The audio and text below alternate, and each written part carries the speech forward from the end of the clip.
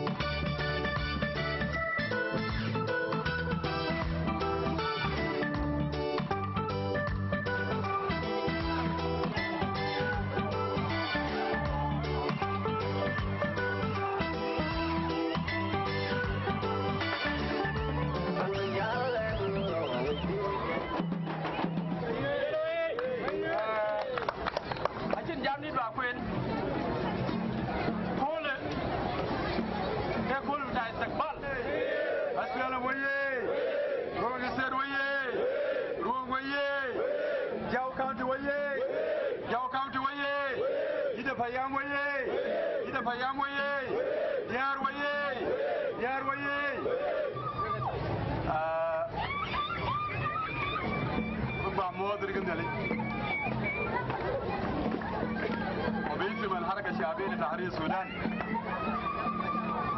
وبحييكم باسم الرئيس بتاعنا سلفا كير مياردي، وبحييكم باسم بتاع نائب الرئيس، نائب الأول لرئيس الجمهورية الفريق تعبان دنجاي، وبحييكم باسم دكتور جيمس وانيجا نائب رئيس الجمهورية ونائب رئيس الحركة الشعبية، وبحييكم باسم نون جامع كومبا أمين العام للحركة الشعبية لتحرير السودان، وبقدمكم تحية خاصة من أختكم نادية أرومدودو وزير بتاع ثقافة شباب ورياضة. أنا يا شعب بتاع إيدا ويا شعب بتاع الجو ويا شعب بتاع روين ويا لاجين بتاع نوبة، أنا بسلم عليكم كلكم. أنا حقيقة مبسوط بالحشد الكبير وبالاستقبال الكبير اللي عملتوه ليلة جديدة، وهي ميناء الرئيسي والمدخل والمخرج بتاع ولاية روين. جاي بتاعنا هنا ما حنكون لنا كلام كثير، لأن كلام كثير هيجي يوم نزوركم، نجي نقعد معكم وننوم معكم، لكن اليوم نحن عابرين، وقلنا إذا عابرين ما ممكن نمشوا بدون ما نسلم عليكم، فدي تحية خاصة مننا لكم، وكلام كثير هيكون كفاية. كلام بسيط أنا أقول، أنتوا يا شعب بتاع روين وأنتوا يا شعب بتاع يدا، ده نقول لكم مبروك عليكم، مبروك عليكم بالاستقبال، ومبروك عليكم بحكومة جديد، حكومة جديد، حكومة بتاع روين، حكومة بتاع الوحدة الوطنية، ما حكومة بتاع الوحدة القبلية، ده حكومة بتاع الوحدة. ده حكومة، ده حكومة بتاع تنفيذ لاتفاقية سلام. يا وجابكم مرتم شاركول يكون حاكم بتاع ولاية روين نيابة عن الحزب بتاع آيو، وهو جاي ينفذ اتفاق السلام عشان ما يكون طلقة يكون كلام. أنا جابوني كنائب الحاكم، جابوني كنائب الحاكم سلفا كير ما يدعي يعني عشان نجي نكون يد الأيمن لحركة شعبية ونمسك يدنا عشان احنا نقتل حاجة اسمه سلامة يكون في ولاية روين قال. وانا اكيد بجاي بتاعنا يا جماعة ما هتسمع سلام، ما هتسمع اي شيء ثاني، لأن جايين سلام. وانا كده فده كل شهادة كان ناس مزازة، وده انا بشوف ناس كان اداء سلام يا كان بخلق الشهاده انا في بلد يا جماعه ما دايرين اداء سلام، ما دايرين زازة، دايرين الامن بتاع بلد ده عشان جنا والمرأة وزول كبير ما يموت ثاني. ده الكلام ده نقول لكم. اخيرا ده نقول لكم يا جماعه موضوع يدخل في ايو وفي اي اس تي وفي كم ما الكلام ده. انتوا دايرين خدمات؟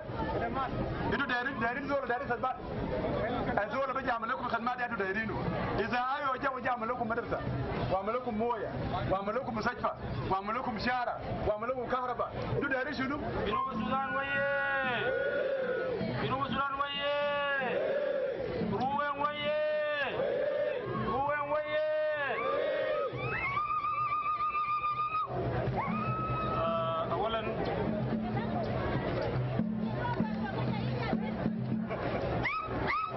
بشكر ديبتي جفرنر وبشكر اكتنج جفرنر اللي استقبلنا الليله، وبشكر محافظ مقاطعة الجو والمدير التنفيذي لبيام يدا، وبشكر قائد الفرقة الرابع مشاء وكل الأجهزة الأمنية المختلفة الموجودين هنا، لأنهم من أول امبارح هم قاعدين ومترابطين وكانوا منتظرين جاي بتاعتنا لحاضرة الولاية. ونشكركم كثير.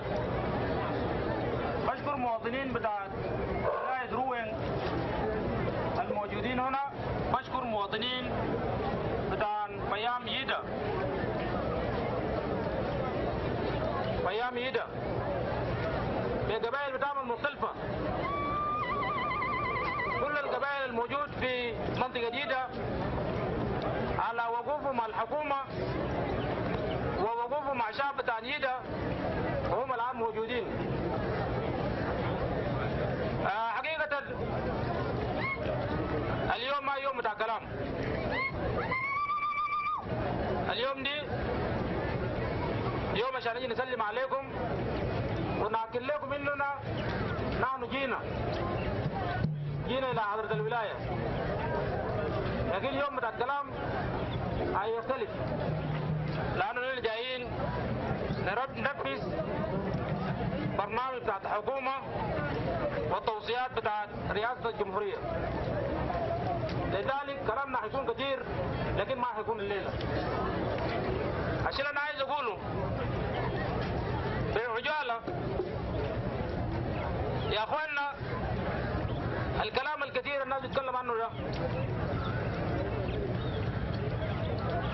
الدولة عندها مشروع، عندها برنامج، عندها توجه،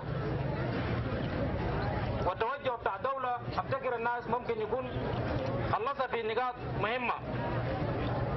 قدام الدولة دي يا اخواننا في اتفاقية الناس بتتكلم عنه، الاتفاقية لحل بتاعت أزمة بتاعت دولة جنوب السودان، اللي ممكن المواطن اللي كان موجود في ايده هنا عانتها طيلة الفترة من 2013 حتى هذا اللحظة. ممكن القيادة بتاعتنا قعدت ووصلت للاتفاق اللي خلت الناس الليلة يكونوا قاعدين في المنطقة دي بأمان ومستقرين. الشيء الثاني هي مسألة بتاعت الحوار الوطني ناشونال دايلوج اللي ممكن الناس قاعده تسمعها في الروادي وفي التلفزيونات. البرنامج يا اخواننا لازم ينزل على مستوى بتاع قواعد، بمعنى مع الناس في المراكز العليا والناس في الحكومه اللي هم اللي يكونوا يعرفوا المسألة ده. الكلام ده محتاج انه ينزلوه لعرض للجمهور. الحوار دي معناه شنو؟ الحوار دي بمعنى انه لازم الامن يكون قاعد، السلام لازم يكون موجود، والكلام ده بيبدا من المنزل اللي انت قاعد فوق وبعد ذاك يمشي للفيام وانت ماشي لحد على مستوى الغومي. والكلام ده يا اخوانا ما بتتم الا يكون في سلام، وما بتتم الا الناس ضميرها تكون صافي وتعرف بالضبط قاعد تعمل في شنو. ممكن براكم يا ناس الموجودين في ايدها انتوا خير مثال كده، شوف 2013 2014 واليوم اللي قاعد نتكلم فوق ده. انا افتكر لو ما السلام الموجود ده افتكر المواطن ما كان يكون موجود هنا، ونحن ما جرات زي ما الكلام قالوا نائب الحاكم قبل شويه، ونحن ما جرات هنا. في زول ممكن يتساءل طبعا تم شهر ده منو؟ انا افتكر قبل شهر انا كنت معاكم هنا، قبل شهر انا كنت في ايده هنا، ومنه مشيت جوبا. يعني انا ما كنت غايب، انا ما كنت بعيد من المنطقه دي خالص، انا كنت قاعد هنا. مشينا فارغ عشان نشكل حكومتنا بتاع الولايه الجديد، وكان رسالته انه يا اخوانا لازم كل السياسيين الناس تتوحد. كل الاحزاب السياسيه الموجوده في المنطقه بتاعت روينج يا اخوانا الناس كلها تتوحد، بمعنى الناس لازم يجدوا نفوسهم شنو؟ داخل الحكومه بتاعت الناس هتشتغل مع بعض. ودي كان رساله، لانه لو نحن ما موحدين افتكر ما حنقدر نعمل اي حاجه خالص. ما تمت. نفس الميدان نحن جينا برضه مع كومرتيجي واستقبلناه في نفس المحل ومشينا لحد فارغ. وكان رسالته كان واضح جدا انه اي واحد كل السياسيين مساله بتاعت جروبات ومجموعات دي هتكون بتلاش. نحن صفقنا له ونحن مشينا معاهم. لكن شهاده الاقدار قدم استقالته وما يعرف بالضبط اللي كان حاصل، لكن كنا على الثقه انه تيجي كان اي واحد كل السياسيين بتاعيننا. عشان انا عايز اقوله اللي خلتني اترشح في المنصب دي كل مره الزول بيجي بيقول يا اخوان انا عايز واحد سياسيين ديل، ما عايزين مساله بتاعت مجموعات. لكن للاسف في نهايه المطاف الناس كل واحد بيطلعوا ثاني ما متوحدين. انا برضو عايز اجرب المساله ده، ومن هنا المنطقه دي انا عايز احكي لكم انه جايين دي مع كومر البيت من الليله ولقدام مساله بتاع المجموعات دي ما حتكون موجود.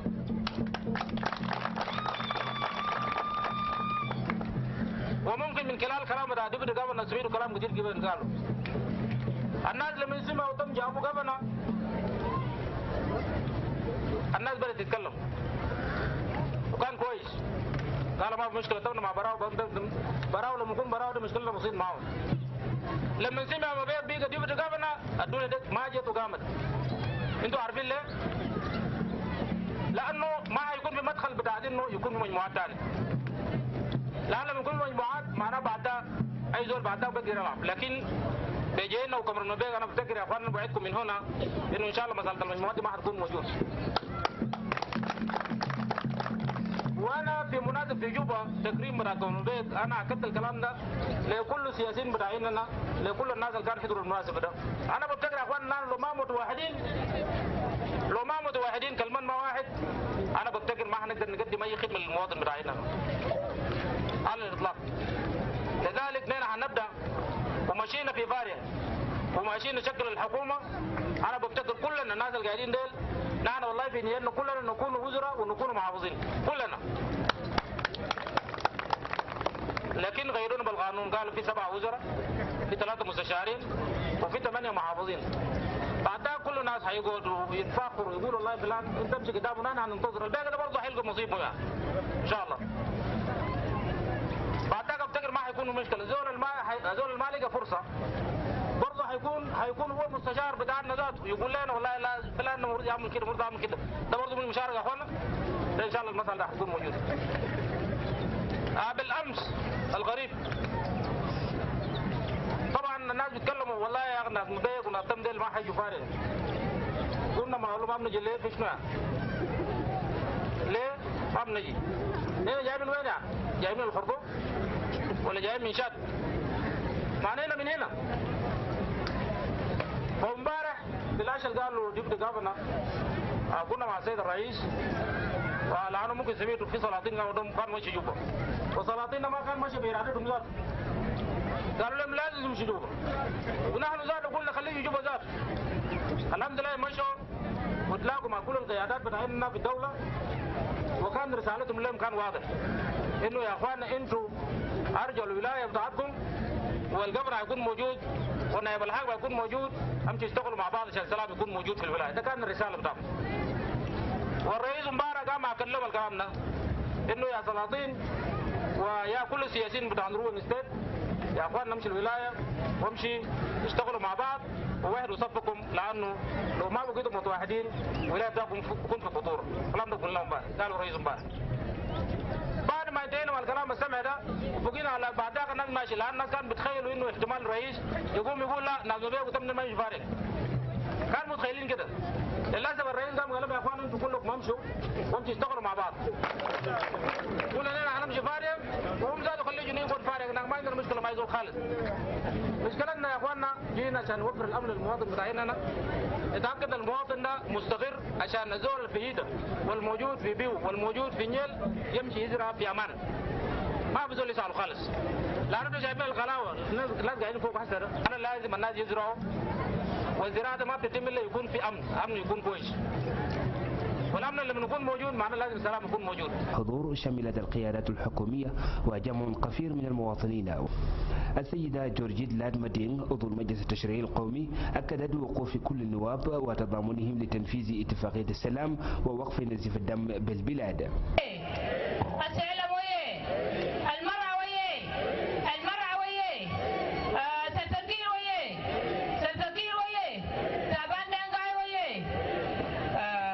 بشكركم السيد حاكم روينج ستيت والنائب حاكم وأعضاء حكومتهم حاليا والقاعدة الأمنية وجماهير شعب روينج العظيم. حقيقة قالوا ده غير محصور. ممكن الناس تلقى فرصة عشان نحن نتحدث. نحن واقفين هذا اليوم جينا مع حاكم بتاع روينج ستيت وزي ما انتوا قاعدين تسمعوا لانه الحاكم ده من ايو والايو ده الاتفاقيه اللي كان تم توقيع بتاعه في اديس ابابا. فنحن كاعضاء بتاع البرلمان نحن واقفين وراء الاتفاقيه اللي كان حصل في في جنوب السودان لانه ده وقفه لنزيف الدم اللي كان صاير في جنوب السودان كابناء جنوب السودان في بعضهم البعض. اذا كان الاتفاقيه بنصها وخدته في دستور لابد ان احنا نحترم الدستور لان الدستور فوق علينا كلنا. لكن جاي تضح انه في شوشره يقرب لانه الدستور غير محترم. ولا بد ان احنا يا جماعه ما في حاجه بيحكم الناس الا القانون. نحترم القانون كابناء بتاع روينج ستيت وبصفه الخاص كابناء بتاع فاريان ستيت. انا داير اقول شفنا قبل الشباب ابالي ابوي قطعوا نجيم ولا لا تنقفلت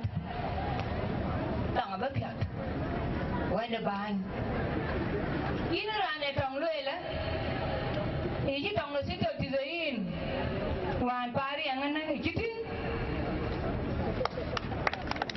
تونلو سيتو تزين باري أن بان كاليان فاكوي نان بالو يجتين ayo kaiti yiji kalazar kaga typhoid wanti pareng guto kunna pareng la o pareng ga ke kalazar no lo ke wanti tong tara tong ginu ba Sudan kaka yo kaiti ni kitin kin chi gui la tong ba ka pareng kin ni gena tong garan ki tong lo la ra ko ngote yo ka ke da ayu da ne la ya na ga banya ka kirong ka ga ya nan bana na ja da ya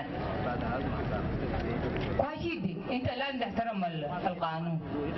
لا وين انا شاب انت انا شاب وانا دربت تنظيم وجابل برلمان كايتو كنت انا ما بالا لوي ان كا وان تا نقوم كل وين برضو كانت دا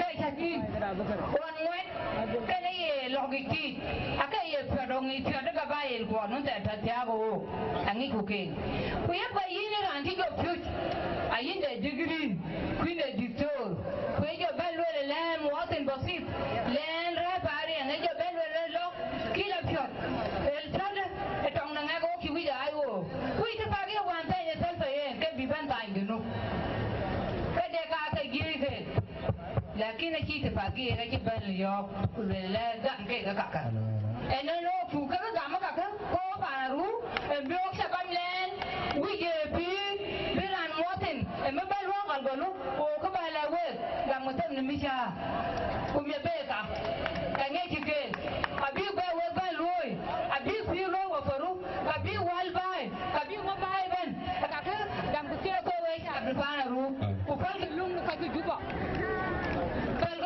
juba okai ko juba longo ka kipki okai kang lia puja ko telefona atwai we aka yokin tem yoki be ngandong buda ke shaba ke kipi nya do ni bu we be ki ba jam la no ke shaba ke kriya malumat e ben pare ang ule juba we ko ka pana ru ko ge geren e ko lungde ga ne ko dom ke jam long rai ko ka ba le قائد الجيش جبريل ديوان بقى مليارنا وقال لقيني جبريل كده تكم صودا يعني تكم صودا وجوك صوك سياسين قبل أجامع كذا سياسة وبين كون كأمني لو سياسة يزدم كيك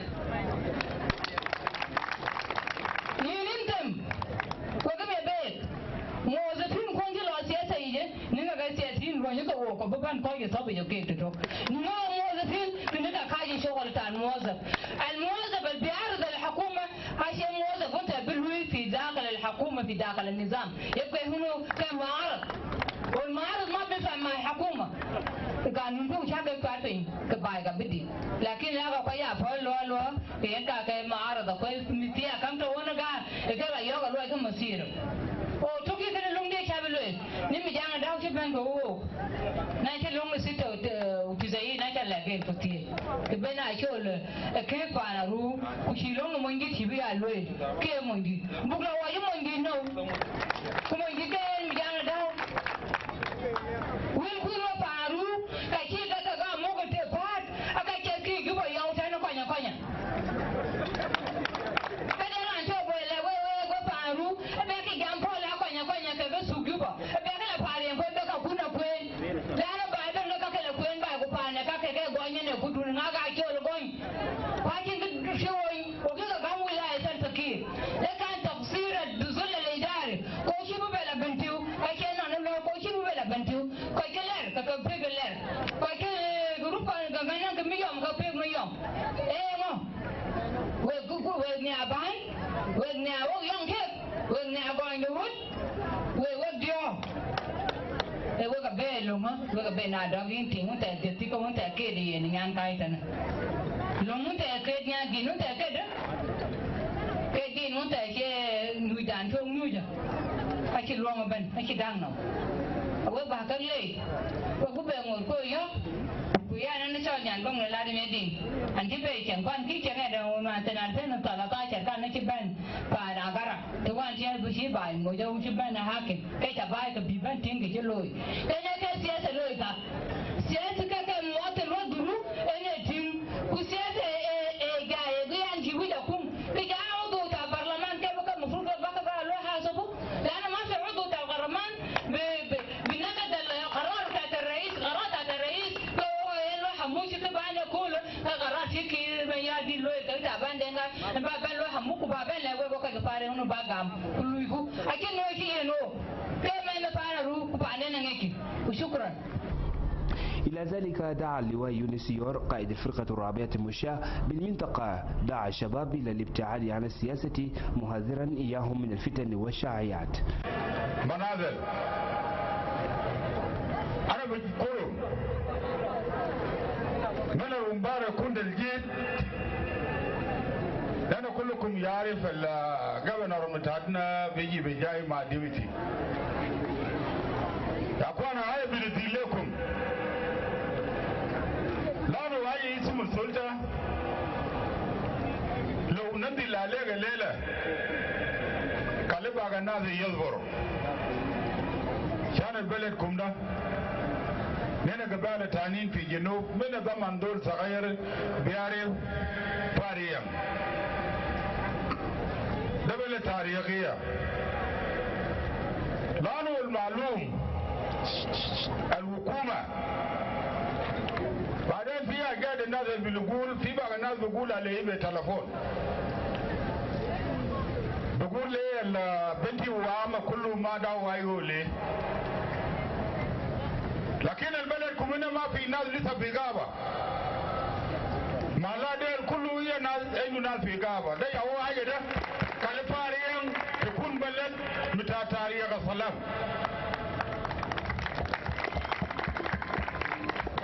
لأنه لما تكون زي دكتور من لو تكون من غايو تأكيد من غايو ما نرى شكل متانا ده في بنتي وما بقي كليتو يابونا يا ما نقول في غايو تيابونا وكوما بيعرف السلام ده بيجي كيف لأن بلدكم الناس كله بيعمل فيه مغروق يا فارين ما في بيت عرقو لأنه لو دول كيفي بنتي واسا انت بلغة بالجبنر يا وقال ويفي تمنع شباب أننا كل كان جاي في المالة لما يكلا متعدون كور لما أفضل متعنا كان يمشي يقعد في بلده عشان الأراضي ده أراضي جنوب ما أراضي فاريا ده أراضي فاريا باسم لكن أراضي ده بتاع الجنوب يا ولي على البلد هذا كله كيف يقولكم مبارا أنا ما كنت مبسوط لأنه هاي اسم دولة ده أنا يوانيز ده أنا ملو لكن هذا ما يدول هنا إلا دول يقول حق العلم من حق بيتكلم ده يعودوا لنا بقي معه يعودوا بنتي واسا في بعض الناس بيتكلم بقول بنتي وخلاص غادي كان مشاكل بتاعت بقر يوم ده وشنو أنا وقفت ده دور الأول لو كمرد ميول كور دور متاوي انتهت وجابته كمان وساسجة دور متاوي انتهت وربنا وقبل جاب كمرد ثم شاركول أنا بشوف ما فطال عليكم ريال توارق لقينا في شارع قبيل قال ده مزارات وين لو في دول نير كرب البلد هنا ما بنقبل حقيقة بقولكم قدامكم ما يتمنى في شكل في ونكور رجوانا في ونكور بلقى قال فيه ناس ما دير فلان انت ما دير ليه طبعا متهيله وينتهى انا بمشي الكبار من البلد وين ناس ما يقول شارع كان ما يبي يعني وين ناسا مهمان ما ضمن يتهريه حاجه انه ضمن ما نساجل يا شباب ويا الفارين ما نساجل دوركم جا ما نرى كبار متاعكم ده هم يعلمكم السياسي بعد بويه انتم بكون ولا انتم بكون وزراء انتم بكون محافظين ما نساجل حاجه داير يعمل نفسه مبارك بالليل ده من ناسا ما نتكلم تاني kala gutani kiri ne da kufi tanniya ma faina yamci wunkur wuje yigar gida ma fi tunja wunkur ya wudi bigin fora ta fi kondo mun شام دارمته متاكم لي يكون نظيف نبي كل في قابة بارجون في البيت بلقى شباب قال إنه حاجة ده شنو لما ندور بنتين من كمرتم بمشي هادي بيجيبوا ذول ثاني ما انت اكبر انا ما كنت ينوم الايام ده كله من الشهر دايشر انا قاعد يجيكم هنا الاجانب انا قاعد ينمو زمان انا بعرف بيل كويس بس ما بيعرف في كونغور في اويت في بلالو هنا بقول قال جام بيل كويس ده كامل بيل كويس ده شنو جاب اويت جاب كونغور وليه جاب فلان ونينا ما داير فلان ما كلام ده نينا بعرفين كله اذا يكون كلام بيقول وانت تمشي مثلا وين كل المناطق الخارج ده مشي سلاح انت بتتمرد على زول ممكن تتمرد على الحكومه في المنطقه اللي قاعد فوق. مشينا جوبا في ناس طوال قاموا يتكلموا تيجي وزوزوا له لانه قالوا يا تيجي يا اخويا انت طوال لازم تقدم استقالتك في اس بي ال مايو وانت ذاتك هيجيبوك جبنه بتاع الولايه ذاتك. وكما تيجي انا حاولت عشان اتكلم معاه بالتليفون انا كنت اقول له كلامك قاعد يقول ده ما صح ما تقبله. الناس دي هيجروك برا وبعد شويه هينتوك ما هيشتغل بك وبالضبط الحصل هسه. حتى لما كتب اسباب بتاعنا قلت الاسباب ما الاسباب الحقيقيه في اسباب بعد شهر انتوا هتسمعوها بالضبط. هي ما هو جاي من تيجي استقاله عشان كمان تقدر كذا. حتى اذا بيجي لها جاي نقول كمان بتيجي. فتيجي بيك الضيق بتاع كلامنا. تيجي بيجي بس بيجي بايك كونجندا كومر بيجي كنيو قبل شويه كا. الجوط الجاي ده كله وذر في جوبا ولا في هنا اجي جانبن. في ناس معينين افراد بالاسماء. لان كده توقع لهم ده. حتى امبارح لما بعد العشاء بعد ما تعشينا مع السيد رئيس الجمهوريه وكان كلام بتاعه كي جامع في الباي ونصائح وتوجيهاته نحن هننفذه بالحرف الواحد. انا جيت راجل معنا قاعد فوق ضربوا لي تليفونات لانه الرئيس قفل الباب ده كله قال يا اخوان الباب ده كده اغلقوه خالص ونحن ننزل الكوره شويه في الملعب ونبني نشتغل في الولايه. انا داير اقول لكم انه كشي وان ما عندنا يرجلوي كجلوي الملموس جلوي في روين انا ما همسه وتشابو جو اتشابو يا كراي نو ابا دوم ده كلهم انا بمشي لقدام. كما تيجي الحمد لله هنا جبان وان واجب وبيري كباي هنا برضه هنواصل لقدام. ده طوب كاي لونبي وكتم بإسراء بين يد هنا هنبدا في اجراءات بتاع البنيان بتاع الإسراء ذاته ماشي لقدام. إذا كان مثلا بتاع فقوم يا ده قامس نحن هنقوم فوق ذاته. أيوة. أبي يكون ياكل يبدان بدأ يا جو بيجا عملوا بال يبدأ كده هذا شيء كويس طبعا. لا طبعا. أجل نبغى جديد. وكانوا يبغى ما بده. لأن كانوا متخوفين وانو جايين. أتاكين غبنا. كذا مادين. أكابين ماجد بوانا بيكارو كله كده.